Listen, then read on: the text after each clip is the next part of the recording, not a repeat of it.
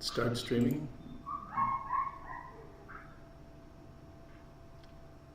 You didn't click your button the last time around. Oh, maybe. All right, I think we're live now. Yeah, I feel like a scene out of the intern. What was it? I don't think I've seen it. Was it the intern? No, maybe it was the internship. Yeah, where Owen Wilson and Vince Vaughn do the internship. You forgot to click your button, so you have not logged in. So we had a lot of great conversation. Thanks for joining us. We'll see you next week. Wow. Well, don't I feel silly? Well, I still don't see the average time of duration going anymore. It says live here, 40 seconds. Oh, okay. Is it going, maybe? I have live stream offline on my end. On the Alderman page? So should I? On YouTube, let's see. Is it synced to the Facebook or no? You have to go. I have to go to YouTube.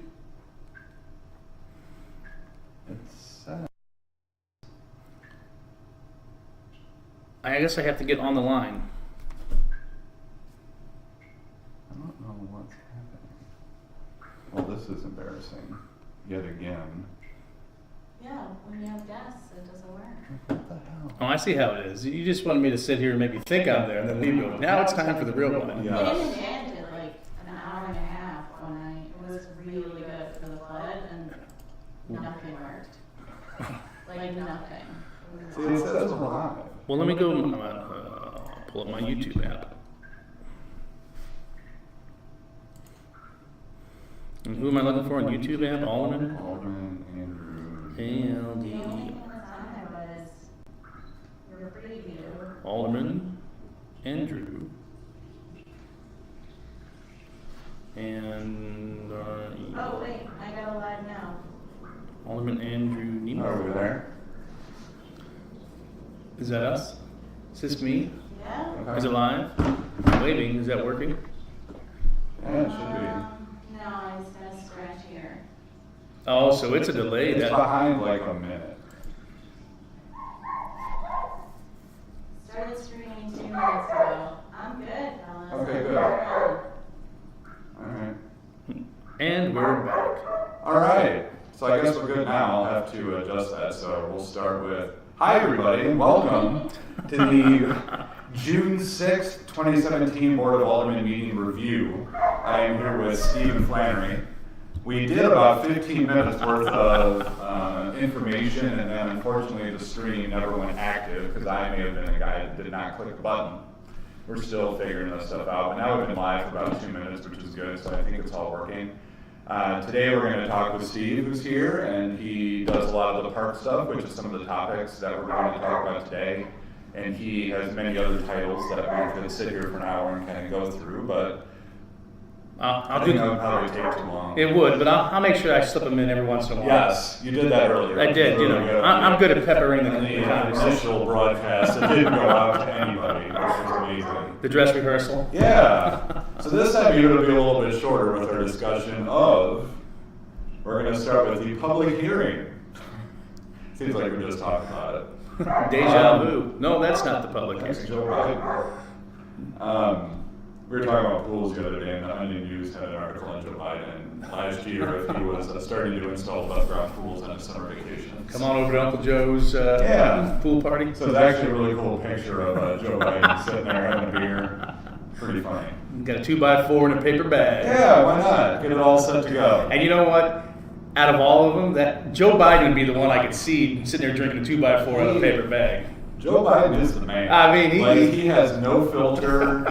I really like Joe Biden. He's Well, good. there's a lot of them that have no filter. Right. But he really didn't care what he said. He was amazing. I guess he still is. He's not dead, but Yeah. he's still around. Just not in the vice presidential role. He was amazing, rest his soul. You know, we have a live announcement today of I don't know, I want the Secret Service showing up at my house. An exclusive, Joe Biden. No. Right from the Neiman basement, that's great. So the first topic that was on the agenda is the annexation of property from the Pacific from St. Louis County into Pacific, and we did that 3 weeks ago. And then at this meeting, we changed the land use to M1 industrial. Light industrial. Light industrial, sorry. That allows a specific person that has bought the land to be able to do what they want to do, which is a company that does fiber optic installation. They have 2 kind of satellite offices now throughout the state, and they're going to, I think it's one in Union and one in St. Louis, and then they're going to combine both of those into one in our town, which is pretty cool. And there was a lot of public discussion, and I think one of the things that you brought up was there was some really good public participation. Right, I think it was. As public, hearings go, and the whole purpose of the public hearing is for the public to have their input on this particular topic or a particular topic. Yep. And I think that the citizens of Hillview Drive were in attendance, and I think overall it was a good public hearing. Good arguments were made. As we were talking earlier, one of the citizens, residents there, Mr. French, yep. He had his thoughts. I did a lot of preparation. It was he really did. good. He did his prep work, and then I forget the doctor's name who had a very direct, concise statement. And I think that's regardless of the topic, I think that is the purpose, and that's a great way to do it. Is have that good line of communication with the citizens and with the adjoining property owners, and hear their thoughts. And so overall, I think the process went okay. Mm-hmm. Now, obviously, there's people, the residents disagreed Yep. with what was going on. I had little tick marks going who was for and who was against, and the against tick marks, I think, were a little more than the for. from the residents, Right. yes, the against were more, but having good debate on stuff, that's how we make good decisions, and having good information is how we make good decisions. I gotta say, even though the room kind of cleared out after we went through all of that, it was nice to see a full house, a bunch of people wanting to have their opinions heard. Because again, as I said during the whole election process, and even after that, we've had these, just getting people to come out and participate is hard. Right. And it was really nice to see. I mean, I think at one point almost every seat was filled in there. Like, it was pretty close. It was pretty close, and and philosophically on this, that's how the system's supposed to work. I mean, it's the people coming forth and being able to petition their legislators or the legislators and say, these are my concerns, and this is what we can do. And on a local level, that's much easier because you can reach out to your local legislators a lot easier than you can, say, Washington, D.C. Yep. I mean, as an alderman, though you're not my alderman in my ward, you're an alderman for the city in which I live in. Yep. Here I'm able to have access to you and talk, and I think your neighbors say the same thing. Yeah. So that's important. Yeah, no, I agree, and I think that's one of the things over time that by getting the information out, and whether it's the new website or Facebook presence or whatever for the city, it's never going to stop, is it? Can you grab some more water while you're up there? Oh, it's fine. I just went to the screensaver. Max is getting a little excited. Or Ace is getting a little excited. Ace upstairs. is pretty fired up. I don't know where I came with Max. Max Power. Max Headroom? Max Action. Do you remember Max Headroom? Oh, the TV show? Yeah. He was on Back to the Future too, during the whole future scene in the shop when the Ronald Reagan and Max Headroom thing. Yeah. Yep. Mm-hmm. Yeah, that's good. Back to the Future is my favorite movie ever, by the way. Well, I'll remember that. Yeah, it's really good. We really enjoy it. Although that has nothing to do with what went on at the meeting. There's nothing to do with Nothing, but it's still a good movie. Well, it kind of All three does. of them. Since we started on talking about this earlier and it didn't click, now we're going back to the future. Holy crap. Yeah, there you go. That is a valid point. I didn't even think about that one. So we did go through and approve the M1 light industrial use, and we should see, I would assume, coming soon at some point, we should see all of the planning and zoning stuff for it. All of that will come through to ensure that we do the right thing for the residents around there. As we talked earlier, even though they aren't technically part of Pacific, they still are part of Pacific. They're part of the They community. shop in Yeah. Pacific, they participate in Pacific, they do things in Pacific. So we want to ensure that we still do the right thing, not only for them, but also to make sure that that business does the right stuff to ensure that they're not impeding on the public, the entrances and exits are in the right spots. There's Right. a proper berm that allows some of the noise to hopefully be mitigated, so that way they're not beeping of trucks or all of that. Like we have behind us, behind the farm, we have an asphalt plant and we have a trucking company. Every now and then you can hear it because they've done the right things to kind of block that noise Right. or just what's going on. So usually that stuff does a pretty good job. So hopefully we'll make sure that we do the right thing with that. Well, and that's, looking at, when you look at that, there's green barrier spaces in there, there's Yep. setbacks that have to be abided by, whether it's residential, commercial, or industrial.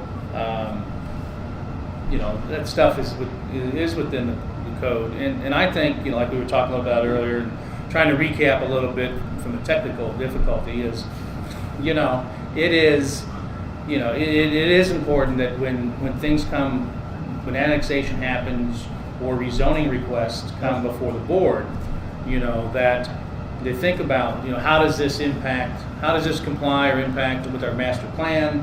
How does this comply and impact with our future land use? How is this, what's the continuity with the zoning around it? Thank you, absolutely. Look at that. It all plays a part, and there is a science to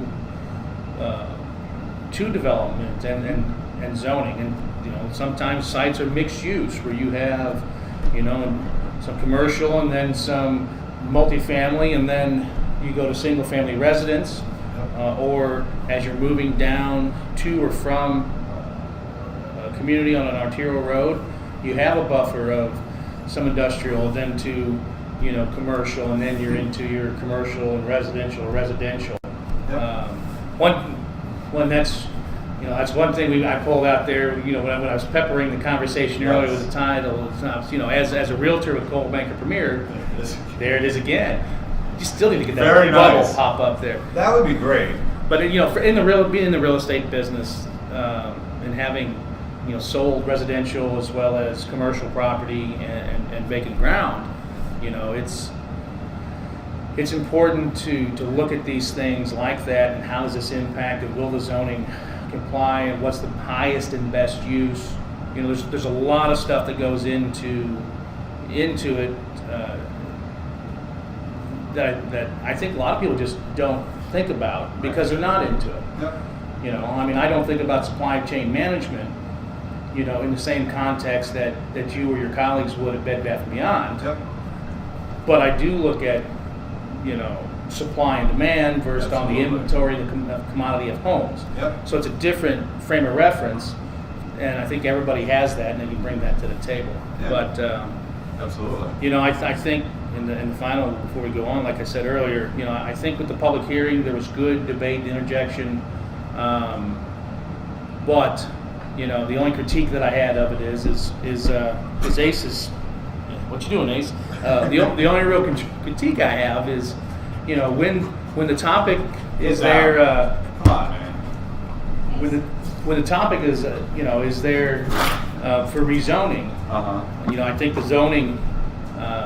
zoning is the topic. The who may or may not be wanting to buy the property shouldn't necessarily matter, because maybe they haven't closed on it. Maybe it's contingent upon the rezoning. Yep. And so I think looking at it as what's in the best interest for the city, and that's the zoning we do. And then afterwards, who's the end user? And then if that end user goes away, let's say like we were talking earlier, ADB goes away, Yep. it's zoned M1, what other uses can come there? As long as there's that discussion and debate and looking at it, I think that's smart and it's good debate. But nobody has a crystal ball that knows what the future's going to happen. Yeah, as I said earlier, I haven't found it yet, or one has been assigned to me. That may be it. Yeah, it could be sitting in a storage closet, and then someday I'll get to see it. Maybe Heather didn't return it yet. Yeah, Heather, ooh, we'll have to walk up the street and have a She discussion. may have that crystal Yeah. ball. She was supposed to pass that over to you. Heather, give me my crystal ball. So, well, what else do you on the recap here? So, The mayor did not get to talk about, because he was ill, but we will finalize 118 West Watson Street, which is a gentleman that is going to start doing, he does big commercial lubrication of vehicles and stuff. So he has a business that he's moving into Pacific, and the mayor just has to finalize that, which is really neat. The guy was at, not last meeting, but the meeting before. Oh, the transmission. Yes, transmission lubes, changes, Right, and all that. right. For heavy equipment, and we're all for it, and the mayor just has to finalize that, and we're all good to go. So another business coming into town, so that's really, really neat. And a guy that's an entrepreneur and doing his own thing, which is pretty cool too. You know, a neat thing I think with that gentleman who's coming in there at 118 West Watson Street. For those who don't know, I'm going to try to not put too much info out, but maybe just enough. Well, they have the address, so they can see what's there. But that does sit in the floodplain, and the gentleman, even though there was a flood, is still willing to come and invest in our community and bring his business here. So I think that's a positive activity to happen, which will, overall impact the. Wow, that's right in the floodplain. It is there, and I know how much water was in that building. So. And that's a big deal. That's really far away from downtown, and yet, we got water all the way up to from the tracks. Yeah. And he's all the way down here. Yeah, there was about 6 feet of water, I think, in that building. Holy cow. Oh, that'll make anybody ill. So that's a perfect shot there when you look at the track. Well, I don't know why it's flipping around, but anyway. Yeah, so the tracks, that's pretty cool though. Yeah, so. Nice. Yeah. Well, there's Liberty Field where the new bathroom's going.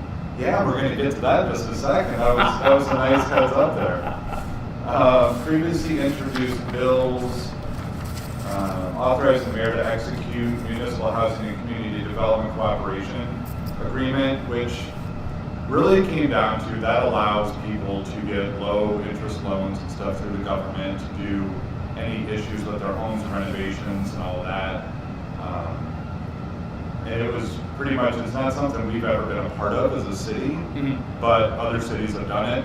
And so we brought that in, and now people can, at some time in the future, use that to potentially get loans, make modifications to their home if maybe they became disabled or stuff like that.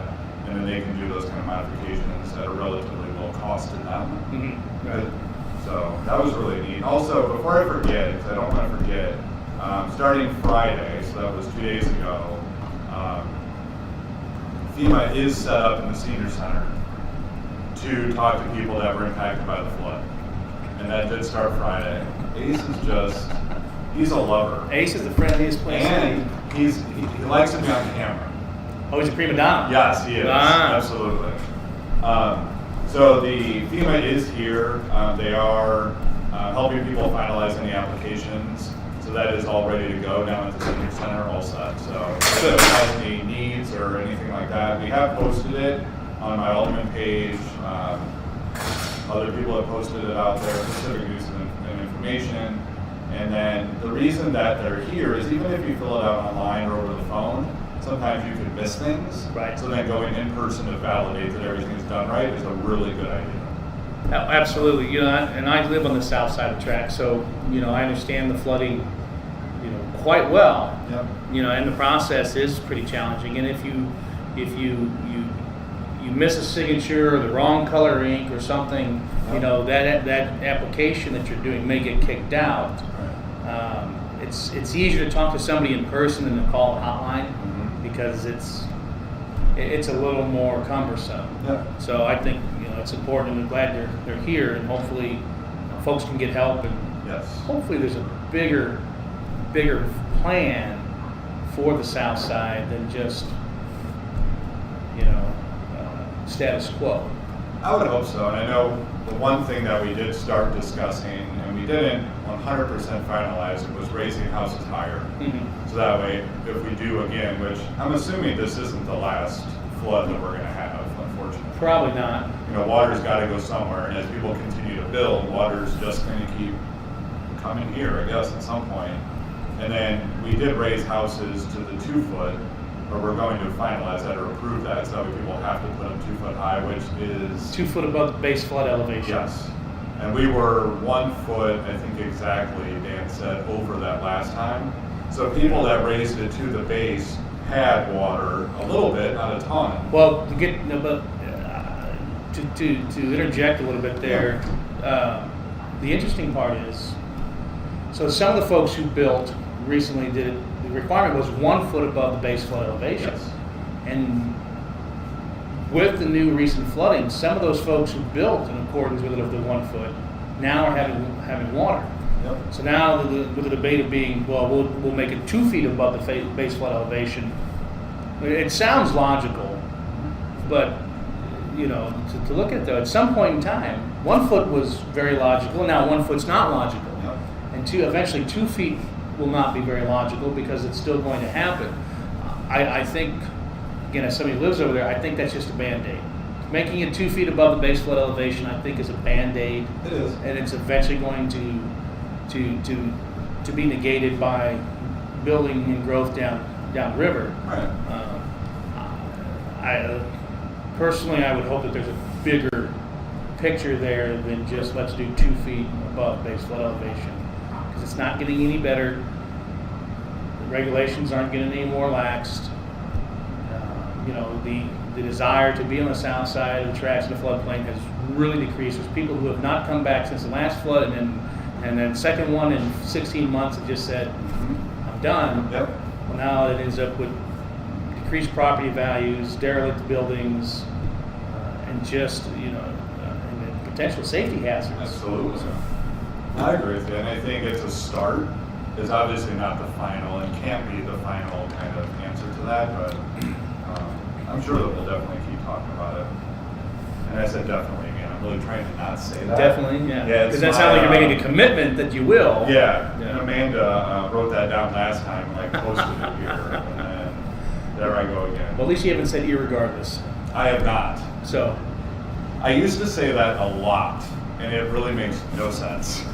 or somebody saying, truth be told, or to tell Yeah. the truth. Well, so you've Yeah. been lying to me the rest of the time, but right now. To be truthful, well, okay, thank you. I really appreciate that, actually. Thanks for the clarifier. Now, so, We have not done the Oh. unfinished business. yeah, before Oh, sorry, with go the ahead. just real quick, the introduction of new bills that you were talking about there. I'm not as familiar with the program as you were, or as you maybe are, because of the packet outlining it. Yep. But just to interject from a real estate standpoint, there's a benefit there. It's not just low income people necessarily. That term low income, that's such a sliding scale. I mean, Right. what constitutes low income? If you make more money than I do, am I low income because I don't make as much? Or now is there the national threshold of poverty levels at $17,000 a year, or I think single, or 23 married? I'm not sure. I'm not a tax accountant, advisor, attorney, contractor. That's not in the list? No. Okay. But there's programs out there that when folks come in and they want to purchase a home that's within their price range but needs some work, there's FHA loans. Ace, how you doing, buddy? There's FHA loans Please get down. out there, and additional loans and programs. There's 203K programs or MHDC programs, which Right. allow the purchaser or the borrower to make the loan for the house and then make this secondary loan or get into this secondary program Yep. to then make the repairs that they probably could not afford without it, but couldn't Right. afford a higher house. The advantage to a municipality on having programs like that is now we're putting people into a house that's getting fixed up, and if it's fixed up, it increases property values, it enhances the neighborhood, the aesthetics. So there's there is a purpose and an importance there, and everybody needs a place to live. I mean, shelter is a key part of survival. It's a necessity of it. Yep. Not as big as say water and then fire, but shelter's third. Water, I mean, Well, it's water like and shelter. they're number one, but with A, B, and C priorities within number one. Yeah, it could be. Yeah. I'm They're all trying. pretty important. I certainly enjoy having shelter. I enjoy living indoors and eating. Those are the two biggest habits. It's a great thing. It's real fancy. And so, but that's that's the last thing I wanted to offer on that one, because I again, different perspective, being a realtor, and I don't expect the Board of Aldermen to know some of that stuff because it's not in their wheelhouse, but those are programs that enhance. That's something that this item here, was attempting to do, as I understand that, with the that was good, by the way. like that, That was nice. with having that grant that falls within the St. Louis County district, and as we expand in the St. Louis County, that can only potentially help. Yeah, for sure. Excellent. And then the unfinished business, we didn't talk about those yet, but it's updating our codes for a lot of different things like plumbing and electrical and all that. And how come we haven't gotten to the unfinished business yet? Why is it still unfinished? To be honest unfinished? with you, I'm not 100% sure why we haven't done those yet. So they've been put on hold at a few meetings. We have like 90 days, if I remember right, to do it, and we haven't broken that threshold yet. Is it 90 days to do it? Because the way as I'm sitting in the meetings, the way I'm interpreting it is we had to wait 90 days before There was a we waiting can enact it. period. And then we're, at least it seems, and maybe I need to ask a few more questions, that we're kind of waiting out some of that period. Okay. But we do have that kind of 90 days to figure out. We don't. Is it a figure out, or is it you can't enact until after? I don't remember. So because not that it's hurting necessarily anything, but just be curious if somebody looks at it and goes, well, why is there unfinished business for 2 months on here? There should be 4 meetings. Right. Thinking, well, they're not doing anything. That's why we don't put a date on it. So somebody read it and they don't know. well, then how do you know it's 90 days? No. That's a really good point. Well, they got a date right here. No, I mean on the things when they showed up on the agenda. So we'll get an answer to that, and on the next broadcast, we'll clarify it. But I think you might be right. We have to wait a certain amount of time, and then we take care of it. So. I mean, you've only barely been there 60 days as it is, so. Yeah, I've pretty much been there then since we put on. Yeah. So it's probably my fault. Are you admitting that? Speaking to the microphone, please. Are you admitting that it's your fault, Mr. Nemeth? I am not clarifying. If that is or is not. I have no recollection of those events, Senator. Probably Heather Phillips. Oh, see, always blame it on your predecessor. Yes, He's no longer in exactly. office. Yes, that's a good thing to do. There you go. Oh, man. So then for the few resolutions that were on there, the TAP application has been or will be submitted, and that is the sidewalks from, there's Joe Biden again. From Joe Biden's house Yeah, to. exactly. So what we were trying to do. You need to slip that. North is that way. Nope, north is down. Yeah, this whole thing turned upside down. And right is, There we go. nope, other way. Other way. Right is west. There you go. Right is west. Almost. Almost. Oh, okay, there we go. Alright, this whole thing is goofy. Anyway, so what it is allowing sidewalks from viaduct, basically the pilot, all the way down to our City Hall and just past City Hall on the north side of Osage. Correct. So that's going to be really cool. And then we can ride bikes. Like this side of town kind of doesn't really have the ability to safely get under the bridge with all the stuff that goes on and all the trucks and semis. And then you have to go across to McDonald's, and there's not 100% continuous sidewalks all the way through there. You have to go into some driveways and stuff like that. But then the north side now will have 100% sidewalks all the way past City Hall, which will be really, really neat. I mean, on the south side, there's continuous sidewalks from. I thought around Pigs Pets and stuff that there wasn't, but all the way. All right. From Lamar Parkway. In front of CBS there is? I don't think CBS built them. I think, but from Lamar Parkway east All the way to It's downtown then, right? Jensen Point. Okay. Now it does cross over at some point in time of Osage, like from Neosho to around Dollar General to Jensen Point. It's on the north side, Okay. and from Neosho south to heading to Lamar, it's on the south side. Okay. But Excellent. So yeah, hopefully we'll get approval for that, which Steve Roth was pretty confident that was a good project that'll get approved. So we'll see that hopefully in the next few months. Civic Plus, that is the agreement to start the website development, which is great. So that was Carol Johnson's baby for a little bit. So hopefully starting soon, we will start some meetings and going over some drawings and plans for how we're going to redevelop the website. One of the biggest things that we are working to bring is bill payment. So you won't have to go to City Hall anymore to pay your water bill, which would be really, really neat for the citizens. Save people time and energy, writing checks, all that crazy stuff. Right. And that'll be really cool. And hopefully we're working towards a Facebook element to it, so we can start pushing out a lot more information to the citizens about what's going on in the city. We did find our Facebook page. We're trying to get the password from whoever used to run it, but the last update to it was in 2011. Did we try 1, 2, 3, 4, 5? I would have to ask. We tried admin. It was 1, 2, 3, 4, and then we were good. Did you just do City 1? That's a good one too. Yeah. Or Pacific 1? Pacific 1. Yeah. Or just password. As the password. That'd be pretty lazy. Yeah, that would be pretty lazy. I think password is maybe lazier than 1, 2, 3, 4, 5. Yes. So I did ask Steve Roth if he has Mark Zuckerberg's number, and he doesn't. But I'm sure we could find somebody at Facebook to also help us break into it. Did I ever tell you the time, Bill, that Mark Zuckerberg was my first friend on Facebook? Really? I know. Wow. I didn't even know I knew Mark. And my first friend on Facebook, I mean, we were like that for a while, so I got other friends, and then I never heard back from him.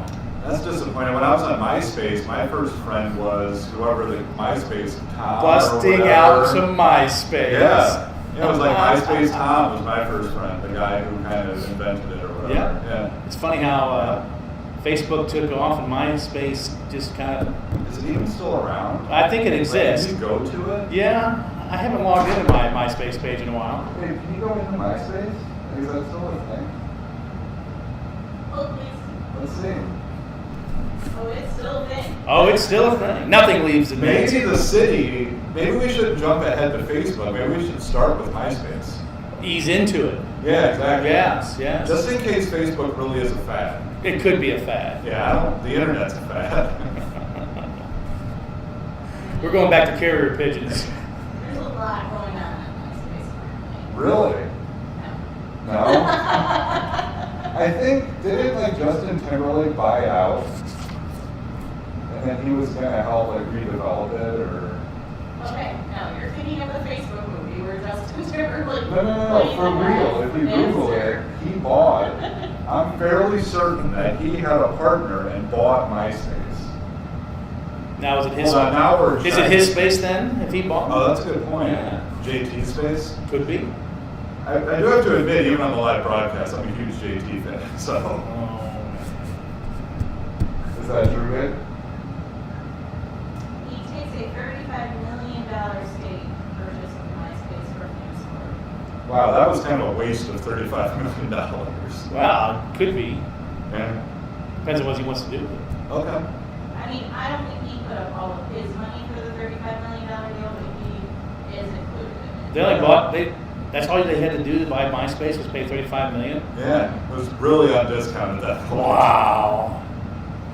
Maybe we could have pulled it together. That's like the $5 DVD bin at Walmart. It's like this deep, you like digging through. There's never anything good at the bottom. I see that. Just got to get there. He partnered with an online advertising company, Specific Media. Okay. Cool. But anyway, back to the website. Like, that's coming soon. It's going to be really neat for the citizens of Pacific. So, pretty cool. You know, I just want to say, Andy, Yes. I like your enthusiasm. Everything is either neat or cool. Like sidewalks, those are cool. They are, yeah. Website, it's neat. I have a really extended vocabulary. I can tell. with You're neat quite the and cool. wordsmith. Yes, exactly. Listen, Steve, as long as he's not saying definitely. I did right when you walked away. Did you? Yeah. But he did correct himself, saying he doesn't need to do that. But I do have to say, like, I may not use more words than those, but this stuff is really exciting for the city. And there is a lot of neat stuff, cool stuff, whatever you want to categorize it as, going on. And I am really, really excited about where the city's headed. So, How about working in a fantastic every once in a while? fantastic. Yeah. You know what I'll do? I'll read up another words that I can. Just don't say uber cool. That's a good one. Totes my goats. Totes my goats. That's a good one too. Yeah. Yep. Are you totes jelly that I hate jelly. That just seems so silly. Man, this video cast is really going downhill. And then we talked about sludge removal, which is super boring. You should Google it if you want to learn about it. The track hose broken. Google sludge. I did. Track hose broken. Working on getting that fixed. Pretty costly project, but I guess it's. What about this topic here? Oh, did we miss one? Oh, I apologize. Holy cow! How did I miss that? So we approved. What did we approve? What they're neat and cool at the city park? It's your show. It's right there in the resolution. So we approved restrooms / concessions at Liberty Field. Well, we approved it. We accepted the bid. We approved to do them already. We finally accepted the bid. Right. From T.S. Banzi. I'm going with they're all ready to go. Well, I had a very colorful phrase that I was telling people that, and I'm going to try to clean it up, but until I can go into the stall and utilize it and hit flush, I'm skeptical that they're going to be in. Do you hit it? Is it automatic, or do you pull a lever? Who knows? Okay, we haven't gotten to that point yet. We discussed fixtures, but we can always value engineer something. All right. Most likely they're going to be the lever kind as opposed to the eye kind. Okay, that's all right. But we have talked about these things actually through the process on what the fixtures are going to be and how they operate. So the thing that is really nice is finally, and I know you and the team have been working very hard at it. Keep moving. That's City Park. Almost down a little bit. There's Liberty Field. Right. All of that. So what's really nice is it's something that's been talked about for a very long time. Almost just about 5 years. Yep. Mm-hmm. And there's been a lot of public interest in it, and we've never really been able to figure it out. Now we finally at least have it approved. Obviously, there's a lot more to it at this point to get it. Well, we figured it out. We had good designs and everything. No, I mean from a board and the city getting it all figured out from a financial side, getting everybody to agree, going through multiple bid processes to finally figure out where it is affordable and that's doing the right thing. And that's been the latest step. The latest step to the process has been. Has been putting it out for bid.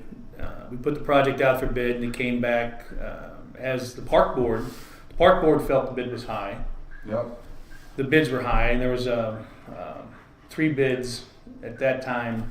And the board, and our recommendation, our vote on the park board, and reporting that vote to the Board of Aldermen was reject all bids and rebid. Yep. And so that was done. We rejected all bids and was rebid. And this time we had 4 bidders. And they came back in relatively close to the first round.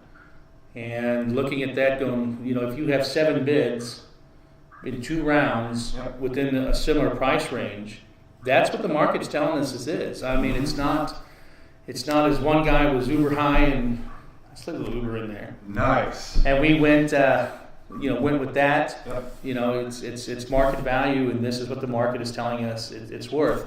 The frustrating part is, if we would have acted a year ago, would the cost been less, or 2 years ago, would the cost been even less? Yes. But I'm happy that we have this and we're moving forward. That the contract has been. Approved. Yep. The authorization was given to the mayor to execute said contract. I look forward to that being there. It's something that should have been in the facility to begin with, but now it's okay. But now we're going to add it, and I think it's a very good looking. How long has the park been around? Maybe 10 years. Okay. And where is it going on the land? Maybe 15. We do. If you'll. It's going to go, as soon as you quit zooming, it's going to go in this area here, which is, as best as we can, the most centralized location into it. It's actually going to come out into the parking lot just a little bit. So we're going to give up about 8 parking spaces. Okay. In order to make sure there's enough clearance in field play from where the goal is to the back of the building for safety issues. And we may, the folks who lease the park or rent the park out, I shouldn't say lease it, those who rent it out and utilize it may have to tweak how they set up the soccer fields for safety. But as you can see, I mean, there's quite a bit of space in this field for playing surface. Absolutely. So I think it's going to be a good thing. And having the combined bathrooms and concession stand is going to be good. It's going to be amazing. It's I tell you, it's been a long process, but not one that I've given up on. No, and I think you and I have had quite a few discussions about it. I think even before I got on Alderman, the few discussions that we had, we talked about it. Our neighborhood talks about it. People that have kids and play soccer and do stuff at Liberty Field. Like, it's been something for a while. And the other thing that I didn't know, and Robert brought it up, is we are spending a considerable amount of money every month with portable johns too. Right. I think it was close to $500 a month or something like that. Like, it was a pretty considerable cost that over the years, over 10, 15 years, we'll have saved all that money. Right. And also just the unsightliness of those, Right, it's the quality of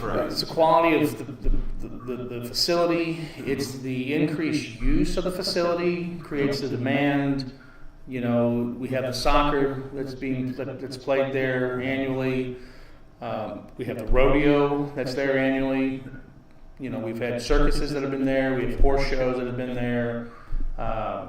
Heck, this spring, Wallace Oil even had a truck circus. I think is what they called it, and I was thinking the same thing. And basically they put a circuit up, put cones out, and create a circuit course. And the gentlemen who drive the rigs for Wallace Oil, there was, I guess, truck driver Olympics kind of deal, and it was like a competition. It was a competition. It was safety based as well, but it was fun and it was a competition, and that was really neat. That one of our local businesses, or one of our businesses that are here locally, utilized our park in something new. It's a new idea that we've never seen before in the park. It just helped with that synergy and quality of life, and that's important. And before, I'm going to take a pause, before we go any further, you know, I just want to thank, just a few people here, and let those folks that are watching know who's been involved with this project. I mean, the members of the park board, there's 9 seats. We currently have 8 members. And I'm on it. And you are Alderman liaison. I wasn't a part of any of that yet. Right. So. And so, you know, we have the former Alderman Heather Philly. She's our newest addition to the board. Nice. She's worked with us very good. Brett Rossamano, who's one of your neighbors in the community here. Donna Williams, Rob Arnold, Joe Gildehouse, Mike Vernacey. At the time, you know, Tom O'Neill was on the board as well. I mean, these folks are important. They are volunteers, meaning in the sense they volunteer their time. They're appointed government officials, but the input and design was really there. I mean, we ferreted this project out with designs and blueprints, and you know, Brett had a CAD program and was able to come up and give us a rough outline of what we wanted. So when it came time to talk with the engineer, with Cochran, he said, boom, this is what we want. That's awesome. And we played with that, and they were able to take that, which is good. You know, we had Alderman Steve Myers was our liaison for a little bit during this process as well. So a lot of folks have done this. The Soccer Association, the Pacific Soccer Association, you know, they had been asking for this as well. They raised some money to go to the project. So really, it is a team effort, and it's a community effort to push this forward. And I want to thank all of those people. And if you guys, anybody out there has a chance to meet any of them, thank them too. They're doing a great job serving our city. Yes, they are. I think it's really awesome that nobody gave up. Like nobody. Well, we've hit a lot of roadblocks and then stopped, and I don't know, like. I can tell you the frustration level was high in a lot of the park board members, because it's like, look, we have this. Now we're waiting on this next echelon to make the decision, but we've got the plan. We have what we want to do. Yep.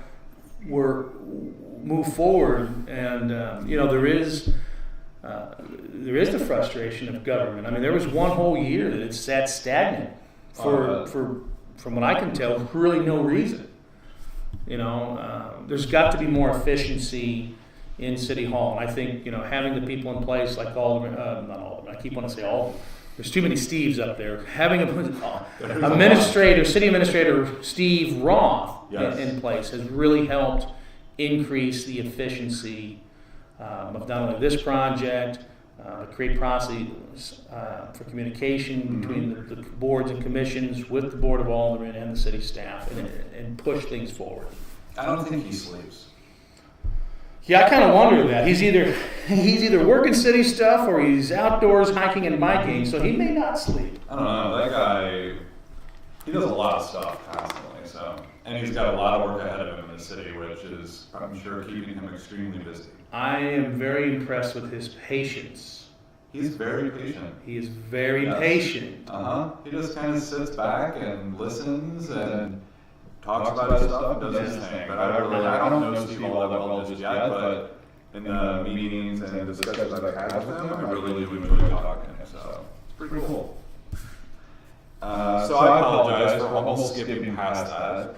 But I'm glad that No. As park board president, that would have been kind of embarrassing if it wasn't. Yeah, but you call me here to talk about it. We don't even talk about it. Mr. Liaison. Yes, and I will be at the next meeting. I'm hoping to get an email about it sometime. I don't know. After that faux pas, maybe not. Evicted from the department already. No, and I will publicly apologize. I went back and looked at the email. I did not have your email on the notes. You didn't miss it. You didn't miss it. I neglected to click your name.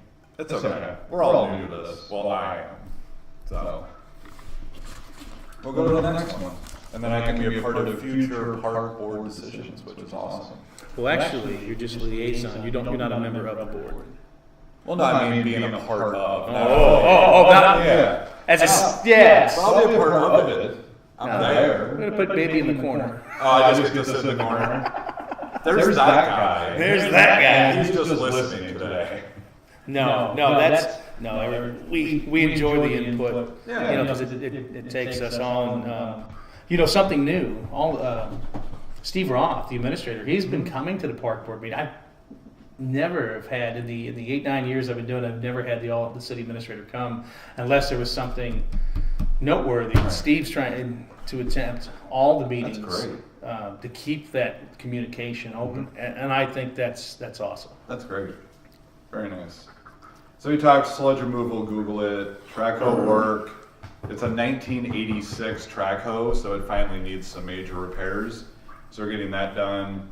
And then the St. Louis County Park grant opportunity, and if I remember from what you said, that we're going to go back and see if there's anything that we want to go after for that, or did we say that we're going to skip this one and wait for the next one? I couldn't remember. Well, there was discussion with the board. Ace, come on, man. Oh, there was discussion with the board that about maybe taking a year off. Alderman Meyer said maybe we take a year off because we currently have an outstanding grant that we're working on at Jensen Point. Yep. Alderman Johnson, who was chairing the meeting, said, send it back to Park Board, let them talk, and that's really where it left. We still have a list of items that we didn't apply for and finish at Jensen Point this last grant cycle, so potentially there's something that we can do there. So that's kind of where that landed. It's it's just for the parks that we have within St. Louis County, and so really we just have the one park, right? Which is not bad. I mean, if there's a funding source that's outside of the city budget, so Yep. that we can use to kind of offset the park budget to improve that park, then why not? It makes sense. We're collecting the taxes in St. Louis County. We have property there as a city, but let's use some of that money to make that park good instead of coming out of the general. I think it's just wise. I mean, you need multiple funding sources to begin with. That's just a wise move. Yeah. So hopefully we'll come up with it. And if we wait a year, so be it. There'll still be plenty of projects the following grant cycle. Oh, sure. Yeah. Absolutely. Very cool. We talked about base flood elevation a little bit. Nick Kabowski and his team finally put together the comprehensive plan. We did not adopt it, but it's definitely there for our review, which is pretty neat. Well, the public hearing on that is going to be June 12th at 7 Next p.m. Tuesday. Yes. Down Ace. There you go, buddy. No, So, 12th. Monday is the 12th. Is it? Then So maybe it's the Tuesday. 13th. Is it 12th or 13th? Monday's the 12th. No, but is the meeting It was on Tuesday. the public so it has to hearing be the 13th? Yes. So it's the 13th. It's I don't have my at agenda that I 6. wrote the numbers down on it. but- That's fine. Yeah. And that's really, that's P&Z. I know Nick has come through with the comp plan that was developed and has done some edits there. And frankly, some of the stuff, especially in the park section, was outdated because just in the time of the planning, because one was look at getting Jensen Point into the city. Well, since we haven't approved it yet, Jensen Point is in the city. Right. There's no need to have that as a projection. It's a done deal. But yeah, I think P&Z. I talked with the P&Z members. They said they fully support the plan as it is. The public Looks will pretty have good. some more input, and Yep. I'm hoping that the public comes out and, again, just like we had with the whole annexation and all that. I'm not land sure. use, like people came out, and I would hope that people come out for this. Although it's not really posted anywhere, so unless you were at the meeting, you're probably not going to know that this thing's going on next Right. Tuesday night. Well, and I don't know that the public turnout's going to be as great this time around for this particular topic.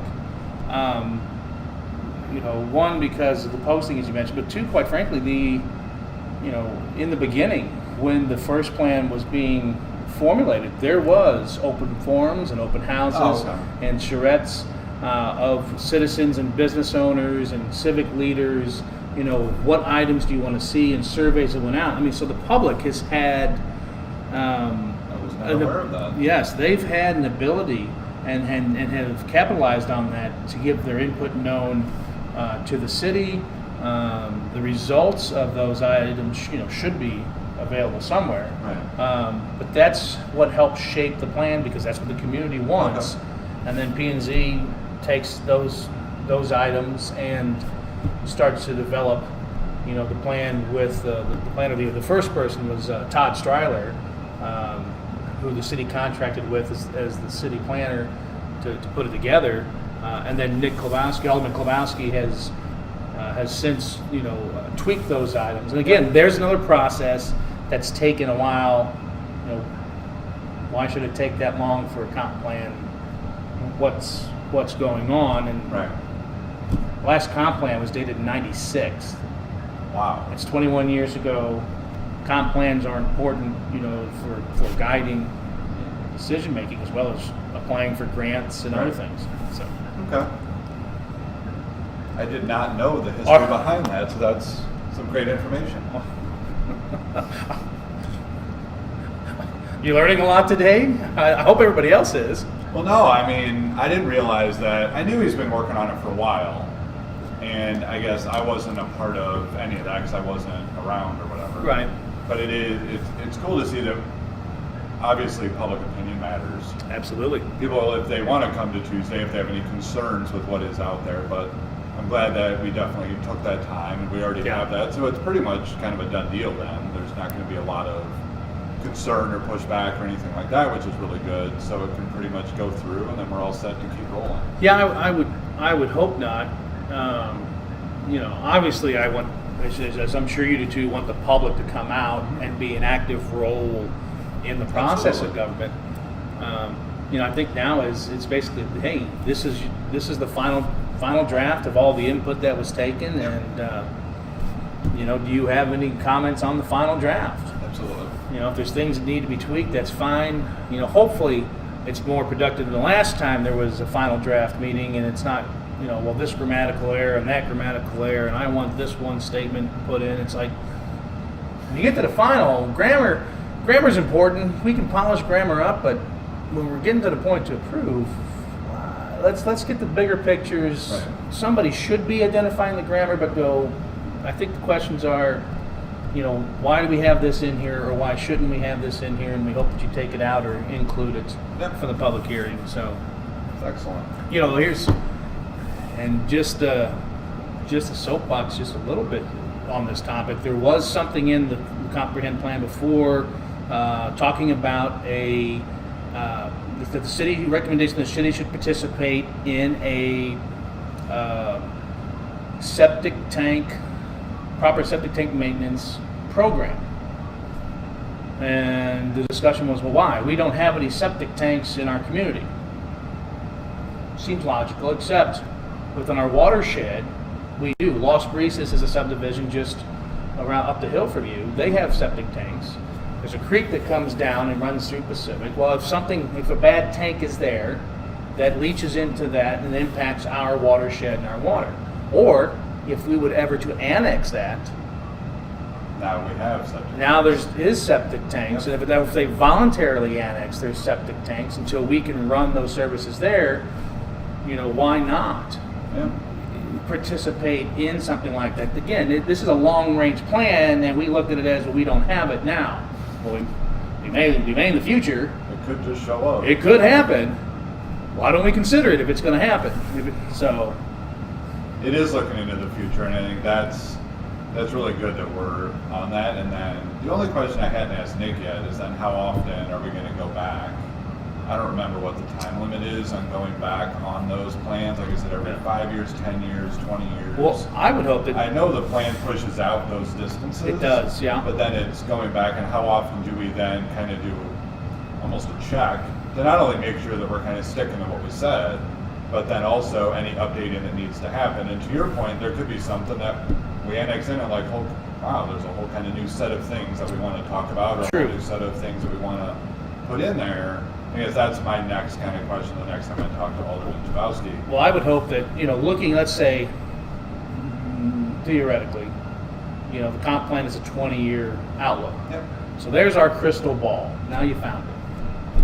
Okay. Because think about it, the comp plan becomes kind of a, right. it's our crystal ball of what we kind of want or where we want to go, our roadmap, our plan. Right. Because what? Things change, like I said, but I would hope that, there was some kind of review, 1 year, 3 years, 5 years, 10 years into this, because as things change, and the market is changing around us dramatically as we speak, what's good now may not be good a year. When this process started, we've had to go back and revise that anyways, and that's only been a couple of years. Yep. So if those aren't in place, I think that the city and the Board of Aldermen would be doing a disservice to the citizens of not having those thresholds reviewed. I mean, it's anything like that I do at my job. Like, we put plans into action, and then if we don't check on them every so often, then you don't know what the heck's going on. And there may be revisions, there may be new employees that we hire, or there may be a new way to do something, and you got to go back and you got to update stuff. And that's kind of, I almost said definitely. But that's on my list to make sure I go back and Nick ask those questions. Now we can let everybody know. So, cemetery vandalism. The prosecutor and the city attorney are working on the financial impact of what the two individuals did. And I think it ended up being Steve Myers recommended $100 per headstone. And there's like 158 headstones, is that right? Yeah. That's it's a significant amount of money. So they're going back, the city attorney's going back, they're gonna work all that out. Everybody will know when it all happens. And then ensuring that we put the right, the punishment's gotta be right for what happened. And then we have been very lucky that the cemetery partnership is gonna come out and basically for free to an extent is gonna come out and fix everything, which is really, really good. Right, is it the Franklin County? Franklin County Cemetery. I a nonprofit. I can't remember the. Amanda, do you have that in your notebook or? But that's really neat. So they're gonna be able to go in, fix all the heads, neat, cool, Right. good. It's really good for the citizens. We can go. I wasn't talking about your use of need. I was No, thinking. I I'm getting told from in the booth that. Well, we need to get Amanda a mic and a camera, Oh, so she can chime in. and then we can flip and go to the booth and say, "Hey, Amanda, can we ask her this question?" Because she's always here for it. Put the booth over there. That's a good And then idea. have like the beach. We're going to the booth, and she's like with Mai Tais. Okay. Coronas. Yeah. Franklin County Cemetery Society. Yes. Yes. Franklin County Cemetery Society. Yeah, it looks like they specialize in kind of not just vandalism, but upgrading old cemeteries and making them, I'm not gonna say new again, but just kind of refreshing them. Yeah. They have a Facebook page, it is Franklin County Cemetery Society. It's pretty Excellent. cool. Well, that's good. I look forward, as a citizen, I look forward to having that fixed and corrected because I mean, I was just completely heartsick when I heard that it was vandalized, and selfishly, my thought was, I hope Grandma and Grandpa are okay, Right. because because not only did the vandals hit the city cemetery, but they vandalized some other headstones across the street, the St. Bridget Cemetery as well, and it's just thinking about that. I mean, sure, it's like when I was in the Marine Corps doing military funerals. One day the old guy was talking and he said nobody's going to be here. Well, we'll be here, sir, for you. And he goes, well, what do I care? I'll be in the box, kind of deal. Sure, it's a plot of ground. They're dead and gone, and the stone is there, but it's still it's memorialized. It's still hard, and Did you have any damage? I was fortunate enough. Grandma and Grandpa are fine. Okay. They're still there. Well, They, they're not going anywhere. So all the family was good too, all in the Good. same spot. But to see some of those stones Mhm. that were 150 years old, 125 years old. Yeah. And then finding the families that potentially aren't around anymore to also communicate with them has been Right. fairly difficult, from my understanding too. Yeah. Well, some of those stones are irreplaceable. Well, and it's also Is just that a right word? Yeah. yeah, no, you got that. They're impossible to replace. There you could go. say that. They're irreplaceable. They're uber difficult. Well, However, I don't know. Yeah, it's a hard topic. It is, and there was really even no real good the kids didn't say that they had this agenda or anything. It was just stupidity that allowed these kids to come in and do that, and that's just. I mean, there's so many words you could say about that, but it's just ridiculous that a couple of kids that were bored one night just decided to go in Right. and trash the cemetery. That's just unbelievable. It is unfathomable. I mean, I never would have thought about it as a kid. No, I I never. It was creepy to play. I've only been to a cemetery when I've had to go. You don't go hang out in a cemetery. That's not. I'm sure there's people that do, but I'm not. I've never been one of those people. Right. Well, on a side note, I know we're getting off. We had a wedding in the cemetery once. What? Yes, this couple wanted to get married in the cemetery. Near relatives or just in general? I think just in general. I mean, I don't sit on the cemetery board, so I don't know. Just the park board, but yeah, it's a few years back. That was it. Holy cow. I mean, my worst case scenario is I definitely play a little bit of Ouija board with this. Right. But Okay. but never tipped anything over. I did not. Yeah. Thank God. I was probably a little tipsy if you could go that route. Well, there you go. I hope, but in all seriousness, I hope that that's something that we as a city can get put back together quickly. Agreed. It shouldn't be. I know the victim impact statements and the cemetery vandalism. That's the legal side of it of what the fine should be and things like that. Right. But anything else in regards to this case of vandalism, I mean, it needs to be fixed. There should be no debate and discussion. It should be absolutely when do we get started, how we do it, because these families are grieving again Right. because of this vandalism. It doesn't need to be contentious. And I believe we did kind of put it through. It's in the process of being finalized with the Franklin County Cemetery Society. And hopefully they will be here, or at least we'll have some information soon as to when the work will get started, which is really good. I mean, if you can support them, it looks like they need it, but their restoration projects are amazing. Wow. So So I don't know how they're funded. I think it's by donations because they are a true nonprofit. And that was going to be part of if we were to get money from the gentleman who did that as part of recovery for their fines, that would potentially go back to the society. They were trying to figure out the logistics of how that works financially. Right. But that was one of the thoughts brought up at the meeting on Tuesday. So Yeah. and that'd be good, obviously. It would help them out to do future projects and stuff like that. So. Absolutely. Well, and on a side note there, on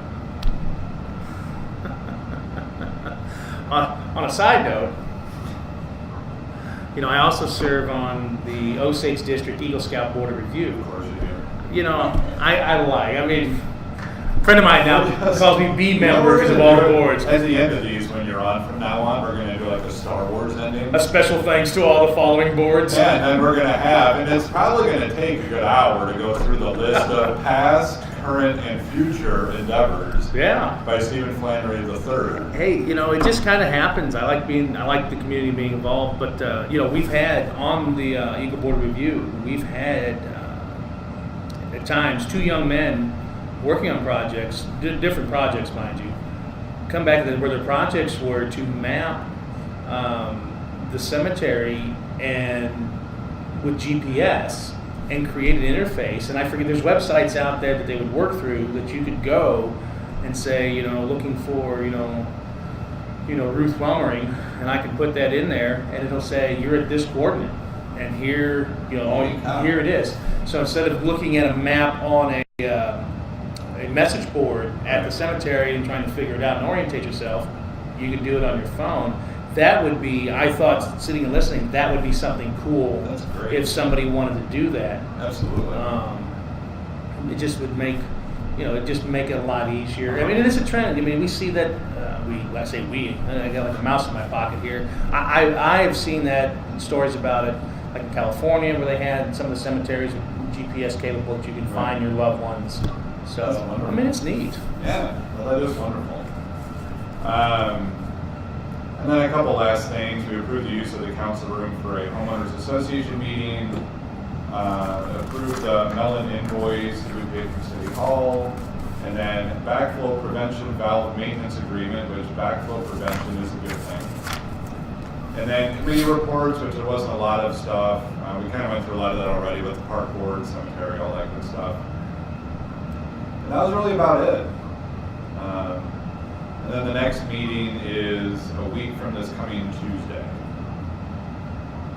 Right? Sounds right, yes. The third Tuesday of the month. Yeah, so it's not this Tuesday, it's the following, which would be the 20th. Yes. Okay. Well, before we wrap up and go, let me ask you a question. So, you've now been alderman for just about 2 months. Yep. So what's the biggest thing you've learned so far? Oh, I like that question. Wow.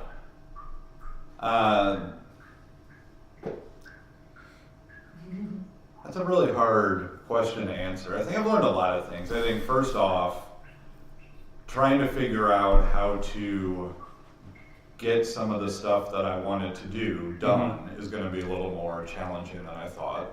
And I'll go back to that in just a second. And then I think number 2, really getting as much input as you can during a lot of this to make sure that you make the right decision has been a little bit more difficult than I thought at first.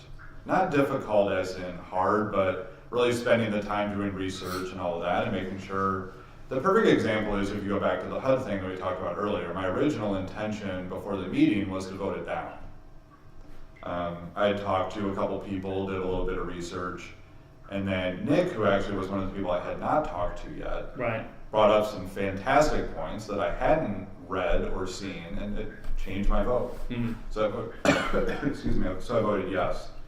And I think, again, not that this is difficult or whatever, but making sure that what we're doing is for the good of the citizens and for the city was something that I ran on, a part of the platform that I ran on. And that's a little challenging to make sure that you're kind of holding both to the highest standard at all times. And whether it was, the B&H market, whether it's the annexation, the rezoning, like all of that, it's been pretty enlightening so far. And then one of the things, like I said at the beginning, kind of one of the things I ran on was the whole social media end of it. Right. Some of that's going to be extremely difficult at the moment, but one thing that we are going to start doing, and I just have to get all of these Sunshine requests submitted, is every meeting is fully recorded, audio-wise. Right. So everything that goes on. And we're going to start requesting those and then putting them up as a podcast, usually at most within a week of the meeting. And then people will be able to go to a podcast, whether they have a phone or a computer or whatever. And they will be able to listen to the meeting from beginning to end, which probably isn't very exciting to an extent. A 3 to 4 hour podcast? Correct. Yeah. However, it is kind of the start of getting that information out there. Right. And that's at least going to be the start of us getting the information out there to ensure that we're starting to live up to some of the promises that we made during the campaign, to ensure that we get that. I don't know, whether or not anybody's going to listen to them, not 100% sure yet. We do take these that we do and rip the audio out, and we have gotten quite a few listens on the podcast for this, and we'll put that up again tonight or tomorrow once this video goes live. And I would hope that with those, again, listening to the audio is not the most exciting thing in the world. Right. If you got an hour car ride or you drive to work or whatever and you just flip it on, there's some good information in there that hopefully the public can see or hear stuff and be like, gosh, I wish I'd really attended. Right. And hopefully, again, upping the attendance at the meetings, which is kind of one of my ultimate goals. So. Well, that's good. Yeah. What would, I know it's early, but what would you do differently in the 4 weeks that you've been there? Or, I'm sorry, the 4 meetings, the 8 weeks. I think the first meeting I was extremely quiet. The second meeting, well, the first meeting was kind of half Heather, half me. Right. The second meeting was about 5 minutes because of the flood. I didn't really say a lot, and I've been trying to kind of find my voice, for lack of a better phrase. The meeting before this one, there was a lot of stuff on there that I was extremely interested, not only because a lot of it had to do with my ward, but it was just good stuff. And I did speak up a lot more at that meeting and kind of found my way in. I kind of wish I had found my way in a little bit earlier, but by meeting 3, I don't think that's too bad. I'm probably being a little hard on myself with that. Yeah, that's it. This last meeting, a little bit quieter, but there wasn't a ton for us to talk about. The only thing that I have to get better at is at the end, we kind of have our segment to talk about things. Right. And I really need to start coming up with a few things for that. I haven't had anything to really talk about just yet, but I do have to really start taking a few notes down, bringing it there, and then making sure at the end there's a couple of things to talk about. Even just general happenings in Ward 3 or what's been going on, Right. get some information out there. So, but no, it's we're excited to be a part of this, and it's hopefully at the end of the 2 years, which again it's only been 60 days or whatever, we'll have a lot of stuff to show for my kind of being an alderman. So I think it's just at 60 days I think it is. from the election till now. Yeah. Well, the election was April. I went on at the beginning of May. Was it May? Yeah. Second meeting in April, isn't it? So it was the end of April. It's Yeah, I've been to 4 meetings. Because the first meeting in So that'd April, be- the first meeting in April is an election night. So the second meeting in April, you would have been Yes. sworn in. Yep. So yeah, it's been 4 meetings, so 60 days. So Yeah. it's been just about the Yeah. 60-day mark. Yeah. You know? No, it's good. And the other thing that I really enjoy about it is we're meeting a ton of people, Mhm. getting a ton of input. I've received quite a few phone calls, been able to talk to people, which is great. And then just seeing more people start to participate is really good. Like all the people we met doing sandbagging for the flood, the different city officials. Like there's a lot of great people at City Hall that do a very good job. They work very hard for the citizens and do a Right. lot of great stuff. And it's also just neat to be a part of it. I enjoy that a lot. Well, good. Yeah. And then we should maybe at least start grading my performance. Like at the end of the podcast, you can say, was this an A performance, a B performance, or a C performance? Well, be careful what you wish for. Yeah. I mean, the constituents will tell you. Feel what free your to performance comment is. on my performance. But no, it's good, and we're excited, and I think we're trying to get the word out a lot more with these type of videos. The other goal that we want, which I haven't had a chance to finalize yet, is to get school board like Matt Trower, Right. getting them on here because I do Or think Sean that we Drinker. should, or Sean, yep. Sean was actually at the Eagles that one night when I think you were at our table with us. Yes. Um, I just gotten there to stop in Okay. for a little bit. I think there's a partnership that needs to be developed, and we should be a huge part of the school board and at least participate or ask questions, or if they need help from us, we can help them. Whatever that looks like, but we want to get them on and really start to take these to the next level. We've been a little slow at it due to technical difficulties. I think we've gotten a lot of the bugs worked out now, so we can start doing these on a more regular basis also, which was one of our things. And the lights aren't in our eyes anymore, which is a huge bonus. No, I mean, this is a different setup, and looking at where the old screen was, Yeah. you know, you'd have not only the lights, but the sun, you know, coming through the door shining there too. So Much better. This is, yeah, We're getting there. it's a good setup. Yeah, we're headed in a good direction. It's new and exciting. It's different. I don't know, you know, obviously no other alderman has done it before. Right. So, I tend to be different. well, I've started to see, you know, one particular alderman post a few more things on Facebook and take a couple of videos, but, you know, so, I mean, you know, force maybe, the people's hands in that. maybe you're, you know, kind of tweaking a little bit there. Maybe our nerdery is working on other people. I guess. We'll see. So, all right. So the next meeting, there's a meeting that's coming Tuesday the 13th at 6 o'clock at City Hall. There's the Board of Aldermen meeting on the 20th. Is there any park board things going on in the next month? Oh, we have the oh wait, how did the music thing go Friday night? Oh, We weren't able to attend, unfortunately. well, that's right. So this month is just, I mean, for the partnership, Pacific Partnership, this month has just been busy. The first weekend in June, we did with the street party to raise money for the flood That victims, was great. which we raised just over $1,200 from the community, and you know, the partnership's going to kick in some extra money, and we have a check to present to the senior center for about $1,500. That's great. I should say about for $1,500. Not about. It's going to be $1,500. So we're going to have that presented. This past Friday was our first Sunset on the Rail concert. Great. Piano Dan and the Soul City Shakers played. Okay. Good time. Nice. Good band. We were happy to have them, and we had a good turnout for a lot of things that were going on in the community. Some thought, well, maybe we won't get them, but I mean, we had, I think, one of our best turnouts ever, Good. and the weather was great. Yeah. The weather was great, and so we're happy that happened. And then this coming weekend, I'm going to try to do like a whole lot of nothing I have something. This because the following. coming weekend is Relay for Life at Pacific High School. It starts Friday at 6 p.m. Relay for Life, Pacific High School. What time? 6 to midnight Friday. 6 to midnight. Yes. Okay. Yeah. You can still sign up if you want to be a part of it. And we'll put it in the comments on the Facebook and in the YouTube one so people can go sign up. Which, Heather that's Philly and I awesome. have a team. Heather and Philly and Amanda Nemeth have a team. We do. What's your team called? Annie, Kathleen are going here in it.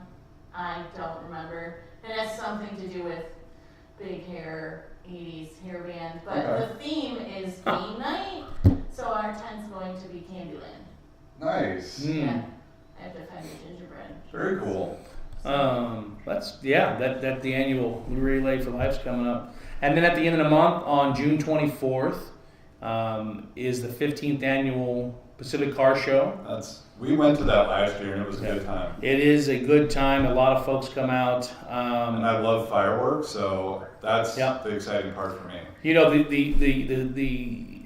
the partnership and the city host this event, and you know the city's fireworks Yep. is that night. The event is going to be down on St. Louis Street as the host. The Ridge Rodders, which is a car club, has been very instrumental in helping put this together and get the cars there. You know, and our sponsor, we have some sponsors for the event. Dave Sinclair is the entertainment sponsor. Nice. Show Me Auto, Dave Clapper at Show Me Auto is the is one of the event sponsors as well. Okay. So it's a lot of moving parts. It's a great time. If you're not doing anything, come on out. It is the city's 4th of July fireworks show. Correct. And then the fireworks will be launched off the bluff at Blackburn Park. Excellent. And it's going to be neat. You see how kind of this stuff blends together, partnership event, but it's going on in the park, and park guy and partnership guy, kind of. I mean, you really put it together. It's not by design. It's just it's happened. All accidental. It's serendipitous. So, but that's the month of June, and then in July, the first event that I know of is going to be the Sunset on the Rails in July, which is the second. The Sunset on the Rails is the second Friday. We had it in June. We're going to have it in July and then August. And then September is the Heritage Festival downtown, which will have a band, so we didn't have a sunset there. Right. Let's see, in September. Then the end of September is the rodeo, Okay. the city's rodeo, the Iron Horse Rodeo. I don't think we made it to that last year, and I do think there's the Blues and Brews again at Howe Valley, right? Isn't that- It's not going to be at Hall Valley. So, they Pacific Ink is the Facebook, but I think it's the Riverwalk. It's the Riverwalk project is hosting the Blues Festival, Blues and Brews Festival, which will be in Liberty Field.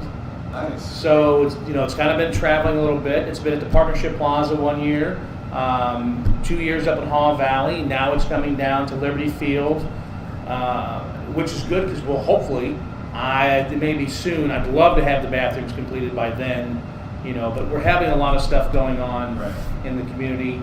October's Monster Fest.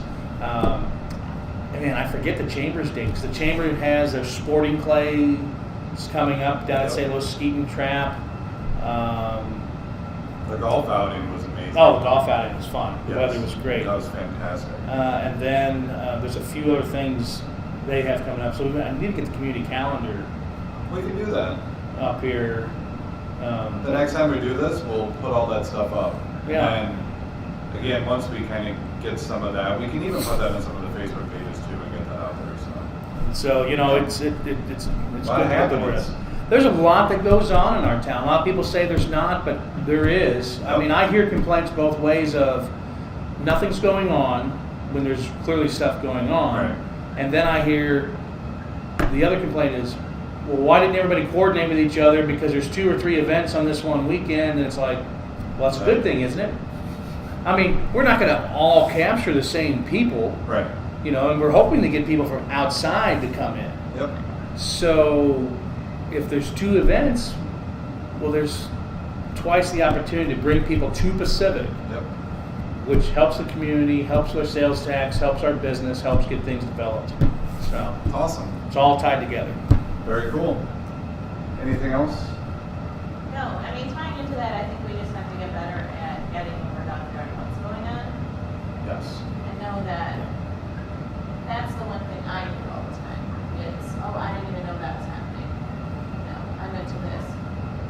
The cable guy was here the other day and I said something about the Saturday night flood relief concert. And he was like, well, I didn't know that was happening. I said to him, I gave him a few Facebook pages to follow. He's following us now and a few different things. And I was like, you gotta get out there, man. You gotta get involved. He was hooking up our stuff, asked about the studio. What do you guys do down there? And, I kind of started laughing about this whole thing. And he was like, well, I didn't know about any of that. And I said, well, I think we can get better somehow at getting the word out there on stuff because I do think that people want to be involved. And there are a lot of younger couples that are moving into the city and they want to be able to bring their kids to stuff and they want to be able to come out and meet people. And we want them to. Right. So how can we get to those people? Especially now that school's out, so people are, parents are meeting each other for plays. Yes, that's what they're doing. I don't know. That's a good point. And I hear that a lot as well. I didn't know about it. I didn't see it. It wasn't advertised. I'm the first to admit that we as a community, the organizations, the city, we do need to do a better job of getting those dates and information out there. Yep.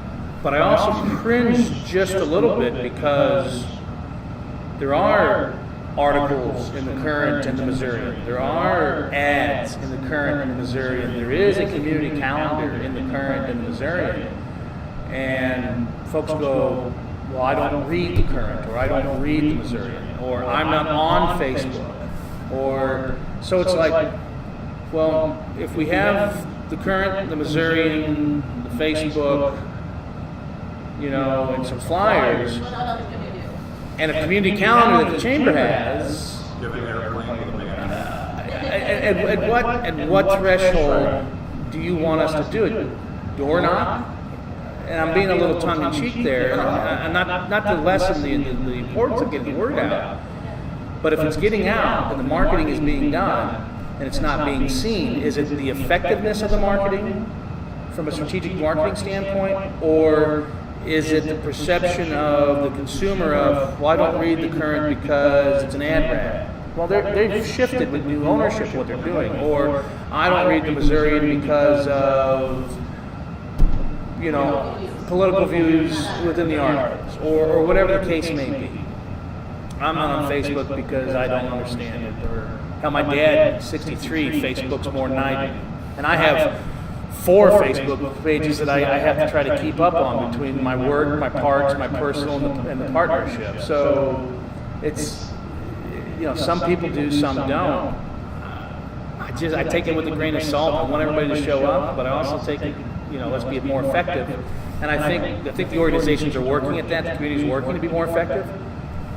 But if you're not taking the time to read it, that's not on us, the advertisers. Yep. I agree. But we'll get all those dates together and get that put up. Yeah, we can do that. Absolutely. Yeah. Anything else? No. Thank you for coming, sir. Hey, pleasure is all. Appreciate it. You're always welcome. I'm glad that you're doing this. This is one more thing to what we just talked about, getting the information out. You know, getting the information out. Absolutely. Awesome. All right. See you later, everybody.